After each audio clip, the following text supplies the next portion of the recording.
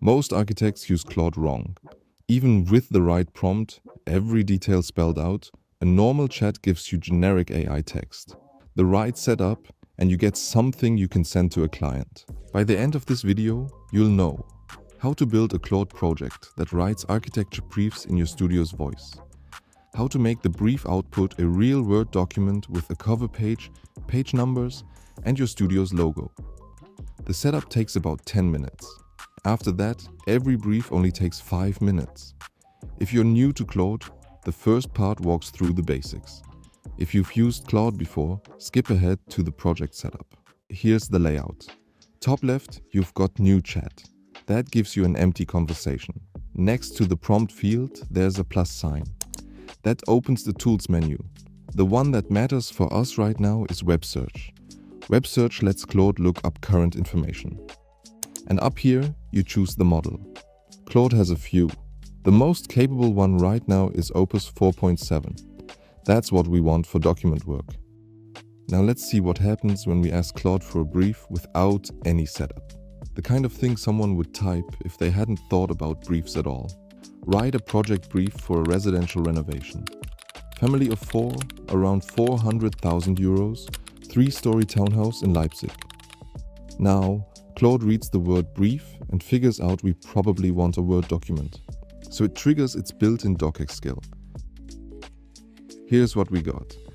3 things are wrong with this. Let's name them. First, structure. Claude made up its own sections. Project summary, client profile, key risks. They are not what's in an architecture brief. The German standard for project briefs is DIN 18205. It defines exactly what goes in a brief, in what order. Claude doesn't know we want that. So we get a generic business document instead. Second, language. Look at the sentences. The project aims to balance contemporary living standards with respect for the building's existing character.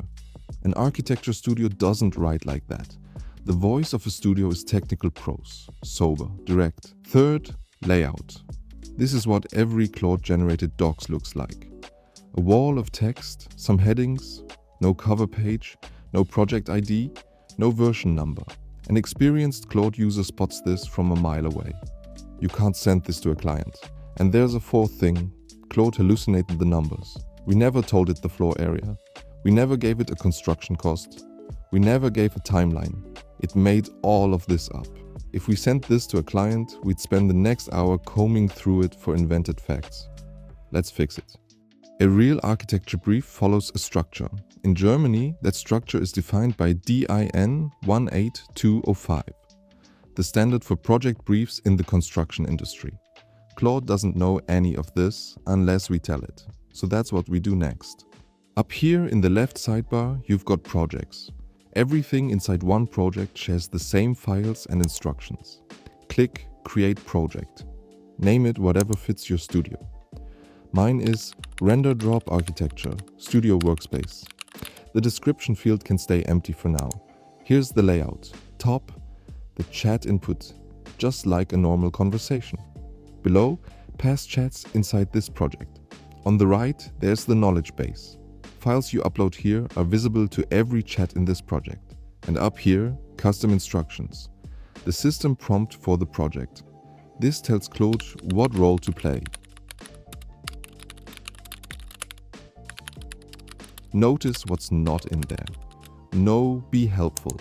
No, use a friendly tone. The instructions describe a person doing a job. That's all. We need 6 files plus a logo. Each one does something specific. Studio profile. Studio name, location, brand colors, contact data, the identity sheet. Without this, Claude has no voice. The format file. This is the binding template. Section order, table layouts, naming conventions. When Claude writes a brief, it follows this file. An example, brief. A complete worked out brief from a closed project. This is the highest leverage file in the pack. Style by example beats style by description every time. Claude sees this, mimics it. That's what good output looks like. Brand voice, the do's and don'ts of studio language.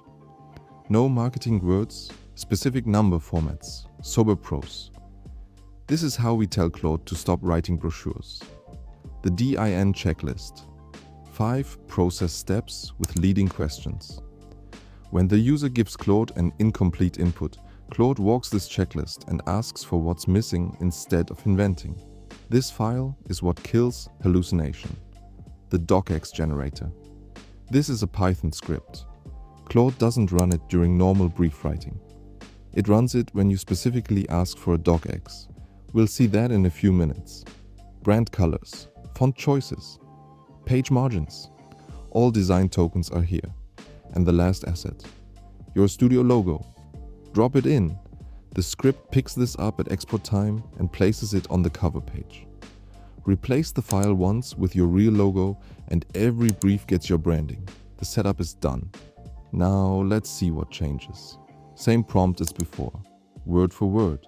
3 lines, no real information. Already different. Claude doesn't write the brief. It tells me what's missing. This is the DIN checklist running. Without it, Claude would have filled the gaps with whatever sounded plausible, like in the first test. With the checklist, Claude refuses. It asks first. Now, in a real project, this is where I'd answer every question. Site address, plot, heritage, all of it. But for the sake of a fair test against the first version, I'll tell Claude to use placeholders. Now, Claude writes the brief, but it doesn't generate the docx yet. It returns a Markdown version in the chat first. 2 things to notice here. First, the structure.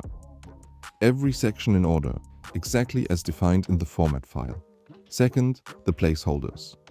Wherever information is missing, Claude marks it explicitly, to be clarified.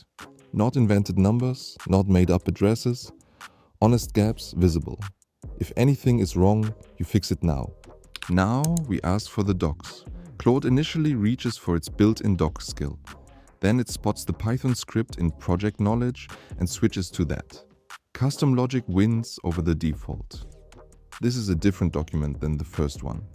Cover page with the logo, client, site, date version. Section headings with orange rules, tables with proper structure. The pull quote with the brand color border. Footer on every page. Wherever information was missing, the brief shows to be clarified. Same on the Markdown, same in the docs. Nothing invented. Quick housekeeping habit before we move on. I rename this chat with the project ID. Inside the project, every chat I keep gets a project ID prefix. Makes the chat list searchable later. One last test. So far, we've used a bad prompt. That test was easy for the project to win because the lazy chat had nothing to work with. What if you write a really good prompt with all the information a brief needs? The normal chat produces a summary. Same headings as the first lazy test. Project summary, client profile, key risks, next steps. The good prompt didn't change the structure. Claude still uses its default response template because it has no other template to reach for. So it does what it always does. Rephrase the input, bullet point it, and call it a brief. The project has the same template we saw before. Project context, project goals, site, and plot. The full DIN structure. Every detail from the prompt placed in the right section, in the studio's voice. Sober technical prose. At the end of the response, Claude offers to generate the docs. Same workflow as last time. For a complete comparison, let's get docs from both. The normal chat docx, exactly what we expected. The text from the chat dropped into a Word document. No cover page, no project ID, no version number. Same template every Claude docx uses out of the box. It's not bad, but it's definitely not what you send to a client. The project docs has the cover page with the logo, title, orange accent rule, project ID, client, site, and even versioning. Same details from the prompt, but section headings with rules. The brief reads like a working studio document. That's the value of the project. It's not just nicer formatting. It's a complete document pipeline that runs every time you ask for a brief, without you having to think about structure, voice, or layout. The thinking happened once, when you set up the project. After that, the same setup pays off on every brief forever. The template pack containing all files is linked in our community Discord. The link to join is placed in the description of this video. Replace the example brief with one of your real projects, swap the logo, and the setup is yours. If this kind of workflow is useful, subscribe. There's more coming on Claude for architects and designers. I'm exploring skills, plugins, MCP connectors, with Revit and SketchUp and much more. Less theory, more tools you can use tomorrow. Thanks for watching and see you in the next one.